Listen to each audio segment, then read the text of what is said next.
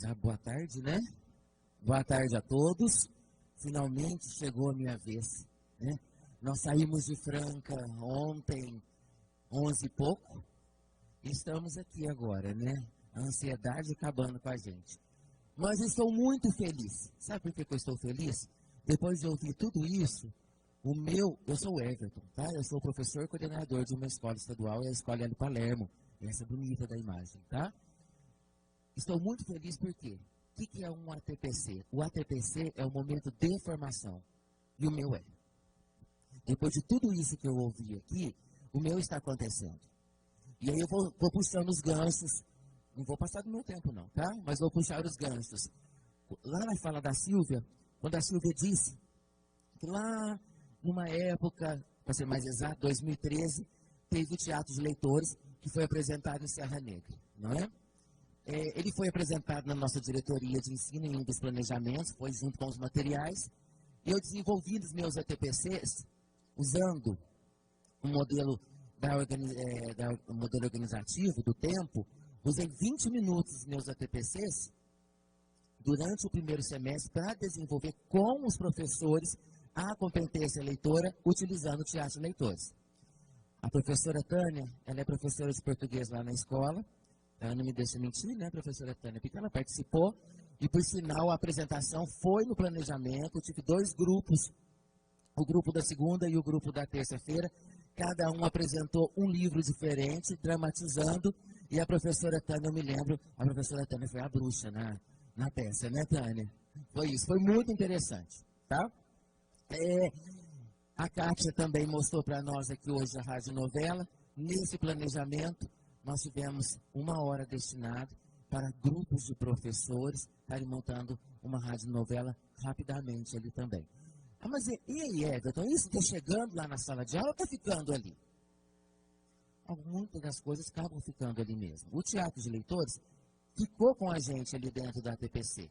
Mas ficou por quê? Porque era o momento de capacitar o professor. O ATPC é um espaço de formação, né? Mas não morreu também, porque aí a professora da sala de leitura e a professora de arte desenvolve esse grupo de apoio do Teatro dos Leitores com os alunos do 9º ano, já faz 4 anos isso, tá bom? Agora, para não ser muito enfático, esse é o momento só para simbolizar, né, mostrar o que o Thales acabou de mostrar para nós. Do lado direito, lá no primeiro grupo, sou eu lá de costa, tá? Aquele bonito lá, ó. Viu? Aquele lá sou eu. E aí, nós estávamos trabalhando lá na diretoria, todos PCs, né? Formando grupos para chegar e depois trabalhar na escola, certo? Vamos lá. Agrupamento não é mais que sentar junto. Não posso falar nada mais sobre agrupamento hoje, porque se eu falar alguma coisa, a Silvia levanta e fala, não. Vamos melhorar isso aí. Então, a fala da Silvia já contou para nós muito bem o que é esse agrupamento. Não é só aquele sentar junto, que a gente precisa ter o intencional, que precisa selecionar o material e assim por diante. O ATPC é um momento de estudo teórico. Em 2018 e 2017, quando nós começamos a estudar dentro da ATPC os agrupamentos, nós vimos alguns textos, um texto da Cefai, né? O outro texto foi retirado da revista Nova Escola e um texto foi organizado pela supervisora Márcia Gatti, que hoje está aqui na secretaria. Esse da Cefai, que nós utilizamos, né, uma organização dos alunos das situações de recuperação, né? Tem gente aqui que preparou esse material e nós estamos utilizando lá em Franca, tá bom? Tá, tudo isso está ótimo? Vamos ver se está. Então, aí, ó, os professores participando da formação em 2018, sentando e estudando. Uma pauta de ATPC.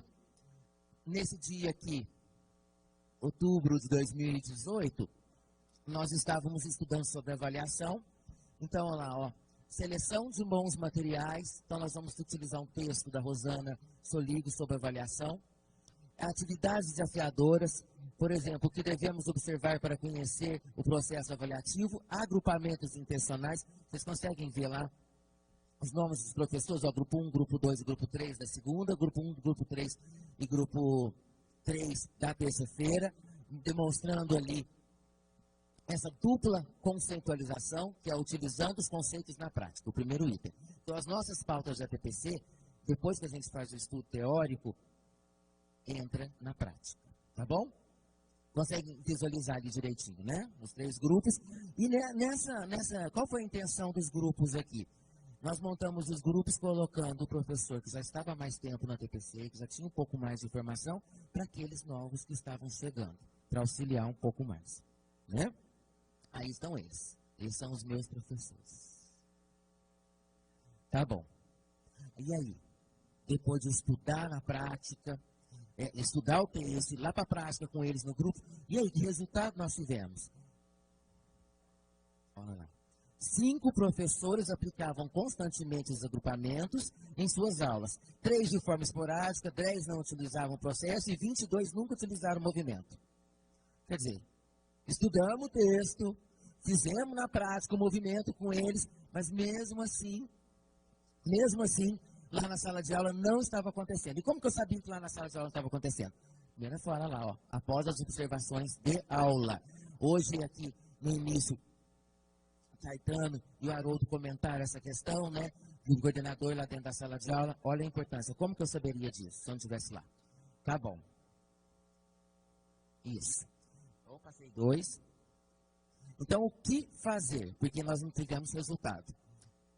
Eu estou apanhando. Foi. O que nós fizemos? Nós fomos com a TPC para dentro da sala de aula. Na segunda-feira, eu tenho a TPC na segunda e na terça. Na segunda-feira eu fui para uma sala de aula, eu fui o professor, e os alunos do 8º ano estavam ali. Ah, os meninos do 8º ano B aí, ó.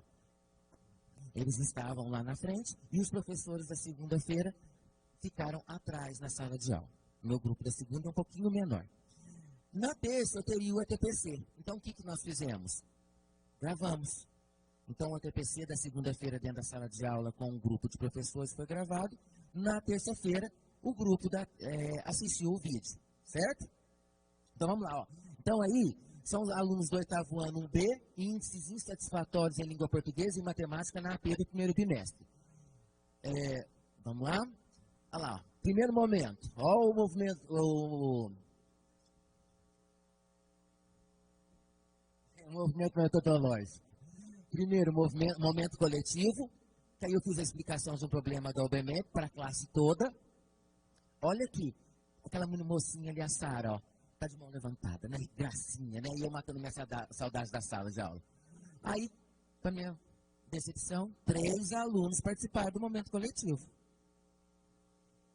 Aí depois dividi os alunos em grupo, um grupo abaixo do básico, dentro desse abaixo do básico, 2 alunos cadastrados com deficiência intelectual, 3 grupos no básico, e um dos grupos uma aluna cadastrada com surdez moderada, e um grupo adequado. Distribuí a cartolina para esses grupos. Cada cartolina tinha uma questão da OBMEP, tá? Porque eu lá no coletivo eu expliquei um exercício da OBMEP para eles. E aí, cada grupo tinha uma questão em um determinado nível. Então, lá no grupo abaixo do básico, tinha uma lá relacionada com o nível deles. E aí foi até chegar no grupo adequado, que era uma questão muito difícil. Para mim era difícil, né? Porque eu sou professor de ciências. Aí o professor de ciências vai lá e quer dar aula de matemática, né? Mas não era isso que eu queria demonstrar ali. O que eu queria fazer era mostrar a formação do professor. Olha lá, distribuindo as cartolinas, acompanhamento dos grupos, olha lá, ó. No primeiro grupo uma cartolina, lá no outro, são 5 grupos, ok? Vamos lá. Os grupos levantaram e foram explicar aos demais colegas como que eles chegaram nos exercícios. Cada grupo tinha um exercício, então legal, ele vai lá na frente, apresenta para os outros aprendem aquele ali também. Ensina. Na segunda imagem, aquela aluna me chamou muita atenção, porque enquanto eu estava nos grupos, eu tinha que fazer os bons questionamentos para o grupo, porque não é só, quando eu tenho 40 lá na sala de aula, eu vou passando, eu não consigo atender todo mundo. Quando eu estou no grupo, eu tenho 5 grupos, eu consigo, em uma aula, verificar todos os grupos. Mas também não adianta só eu passar e ver o que está fazendo. Eu tenho que passar e verificar, e perguntar, fazer os bons questionamentos. Essa aluna, a Roselena, ela chama, Roselena, ela me deixou muito feliz. Ela tem uma surdez moderada e ela não tem, infelizmente, ela não tem voz e vez quando ela está nos grupos. E na hora que eu estava no grupo, eu pedi isso dela, né? Chegou ao ponto dela explicar o exercício para a classe depois. Uma coisa que ela não tinha feito ainda, né? Tá. O último momento é a lição de casa, que foi o momento para a verificação das aprendizagens. Então, os alunos levaram outro exercício para casa e todo mundo levou igual. E o resultado, 90% dos alunos acertaram a questão. Após essa modelização, 23 professores utilizam os agrupamentos em suas aulas, aumento de 325%. Aqui tem mais uma exemplificação. Está separado, né? Isso. Eu consigo ver claramente. Ó, o professor de novo lá para mostrar. Aqui, na 22ª AP do 7º ano, professores utilizam agrupamento. Olhem para vocês verem. Eu não tenho nenhuma habilidade abaixo de 50%. Enquanto que, matemática e matemática, todas os 7º anos da minha escola, e aqui embaixo todos os 8º anos. No 8º ano, o professor de matemática não utiliza o grupamento. Só tenho uma questão que eu não preciso fazer recuperação.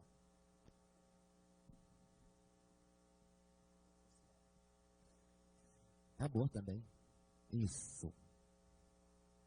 E para a recuperação agora intensiva de agosto, nossa meta é alcançar 90% dos professores com os equipamentos. Tá bom? Obrigado.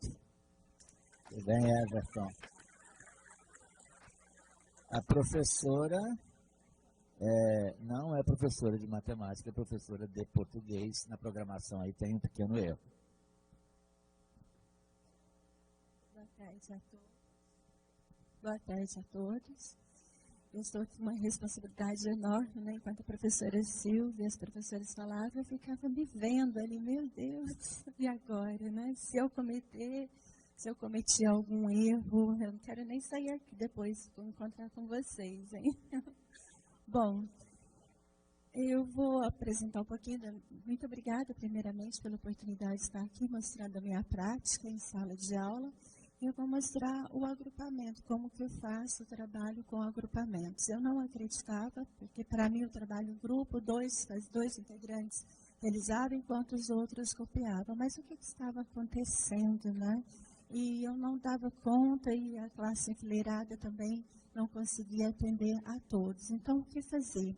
Levando os estudos da TPC para a sala de aula, eu aprendi a trabalhar com agrupamento, estou passando errado, que através dos grupos, né, esse movimento metodológico coletivo, duplas, trios, grupo não mais que 4 alunos, no mínimo, no máximo 5 alunos, o trabalho, as competências leitoras e escritoras, elas tenderam a crescer e atingir os resultados. No trabalho com agrupamento, eu tenho interação com o aluno, aluno com aluno, aluno com professor e aluno-professor com objeto de conhecimento.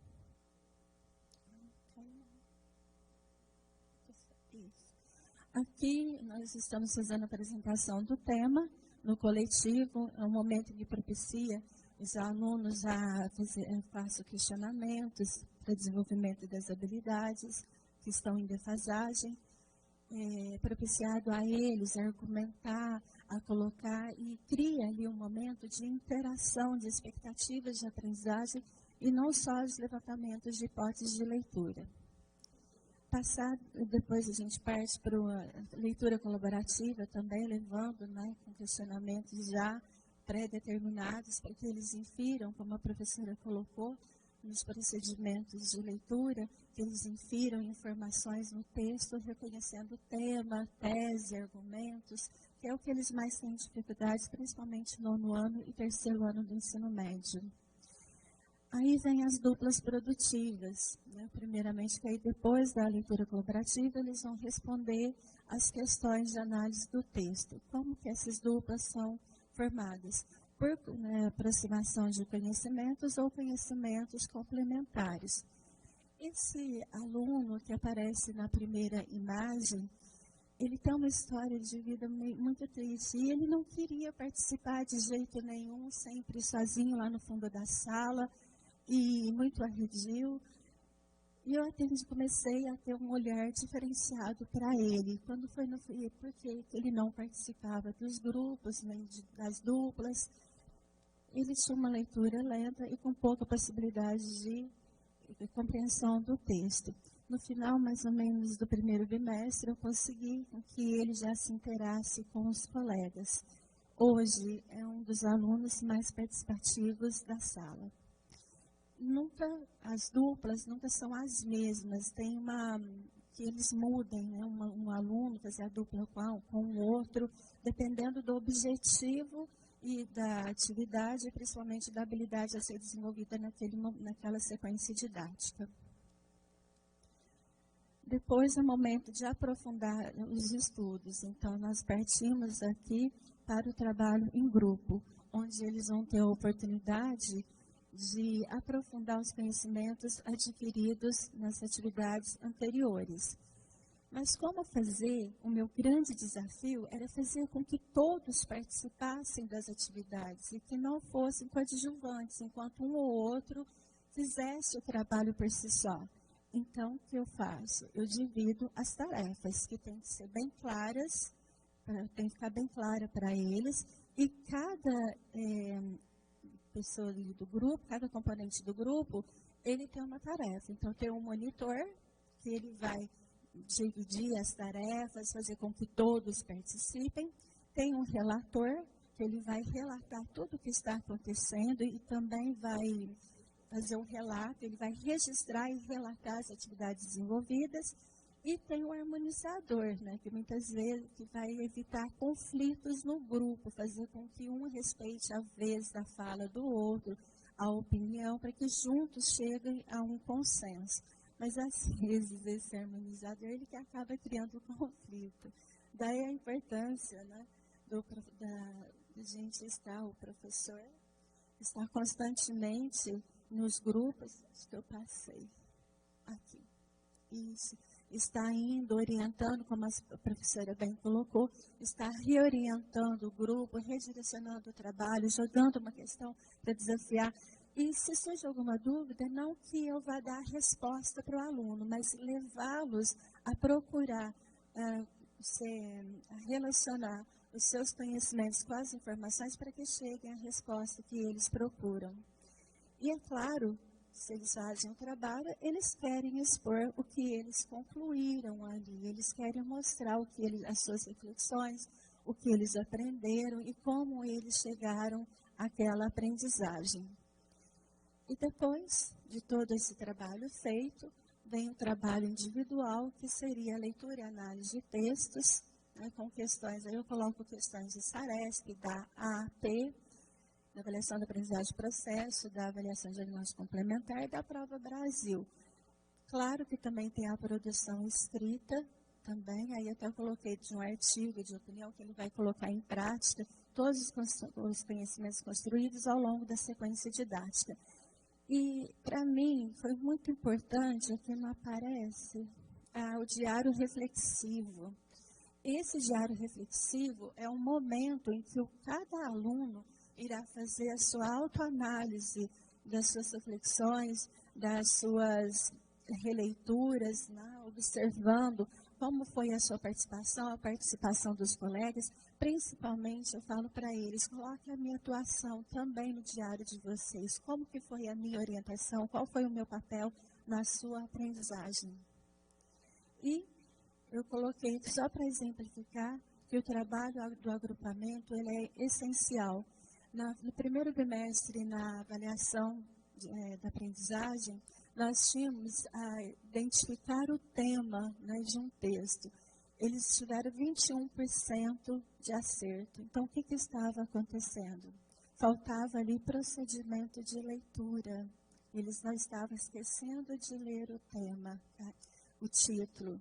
E nós fizemos novamente o procedimento do leitor, a leitura colaborativa, e na ADC nós já tivemos um aumento, a gente não consegue enxergar daqui. E uma questão 50% de acerto e na outra questão 83%. A mesma habilidade, que era a questão 10 e a questão 37. Acho que é isso, não estou enxergando aqui. E por que 50% e 80% na outra? Não leram o título do texto, né? Faltou ali, esqueceram de olhar para o título. A outra, passou ali, era inferir a tese no texto. O que estava faltando? Estudo dos aspectos linguísticos, né, expressivos, que faz com que o aluno reconheça a tese defendida dentro ali do texto. Fizemos, então, esse trabalho com todo esse movimento metodológico, e na ADC nós tivemos 63%. Está bom? Não, não está, ainda temos que trabalhar bastante. E é claro que se a gente trabalha, nós queremos mostrar o nosso trabalho. Então, para isso, nós temos a nossa revista, e todos os textos produzidos durante o bimestre. Na primeira e a segunda edição, nós fizemos ela impressa, depois não tivemos recurso, então nós fizemos ela virtual. Está aqui o endereço, vocês podem acessar a revista pelo WhatsApp, como fala? Pelo celular, está até errando aqui, pelo celular, né? Que é o que eles gostam, né? Eles podem acessar ali, vocês vão ver todo o movimento, todos os textos que eles produzem, vídeo, eles fazem uso de diversos gêneros textuais. E o 6º ano, que eu tenho lá na outra escola, no Otávio Martins, também acumulo cargo lá. No 6º ano, nós fazemos, além da antologia poética, as nossas almofadas literárias. E essa relação afetiva é muito gostosa, que eu tenho alunos que já estão no 9º ano, falam, professora, eu ainda tenho minha almofada, que delícia, né? Aprendi a ler com esse projeto. E é isso, tá? Muito obrigada a todos.